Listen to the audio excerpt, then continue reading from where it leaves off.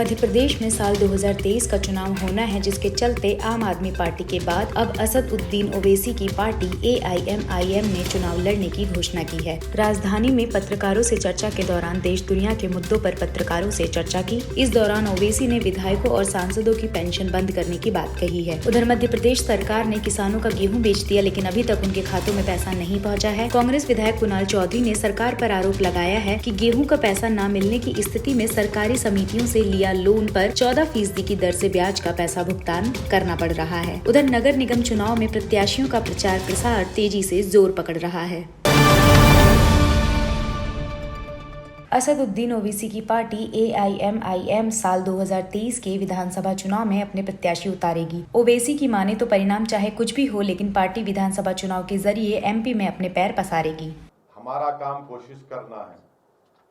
मेरी जिंदगी जो है ना अब तक की, वो मेरी नाकामियों पर खड़ी हुई है, तो मुझे इस बात की कोई तकलीफ नहीं होगी, क्योंकि मेरा काम जिद्दोजहद करना है, मेरा काम मेहनत करना है, और इसीलिए हम आगे बढ़ते जाएंगे।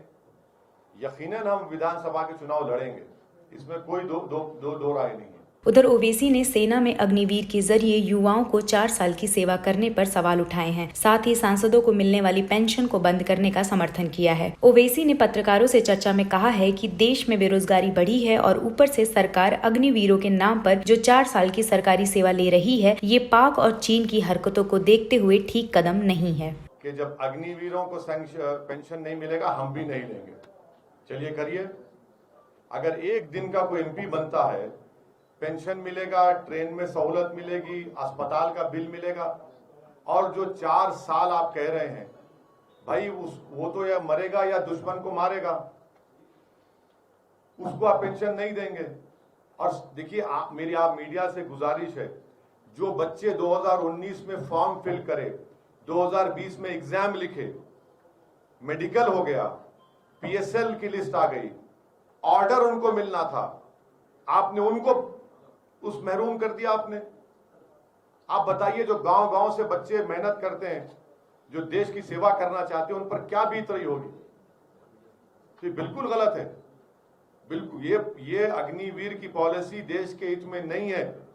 जब चीन सामने खड़ा हुआ है, पाकिस्तान से आतंकवादी आज भी आ रहे हैं, चाहे पंजाब में हो, चाहे कश्मीर में हो, क्या तैयार करेंगे आप देश के लिए। इसलिए हम कह रहे हैं, देश की सिक्योरिटी में के लिए ठीक नहीं है।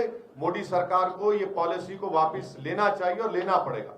उधर MP में सरकार ने किसानों का गेहूं बेच दिया और इसका पैसा अभी तक किसानों को नहीं मिला। नतीजा, किसानों को 14% की दर से ब्याज का पैसा अतिरिक्त भरना पड़ रहा है। सहकारी समितियां ऐसी स्थिति में जो ब्याज ले रही हैं, उसे कांग्रेस ने किसानों का शोषण करार दिया है। विधायक कुणाल चौधरी ने सरकार पर किसानों के साथ ठगी करने का आरोप लगाया है। सरकार को बेच दिया, सरकार के संरक्षण में हमारा गेहूं चला गया।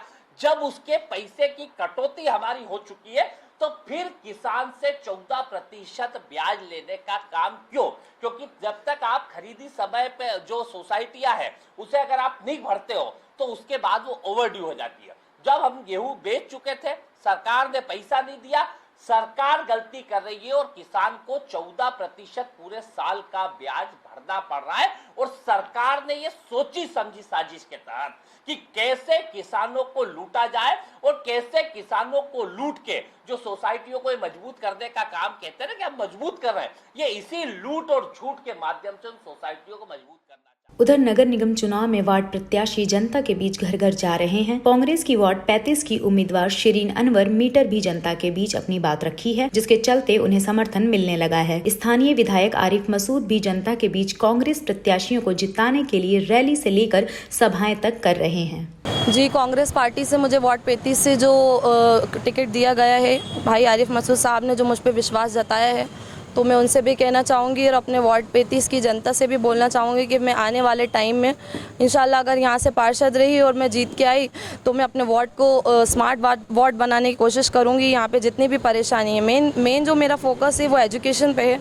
यहाँ पर मेरे वार्ड में एजुकेशन की बहुत ज़्यादा कमी है, तो मैं कोशिश करूँगी कि एजुकेशन से रिलेटेड हमारे नगर निगम में जो भी योजनाएं हैं वो मैं घर घर तक पहुंचाऊं।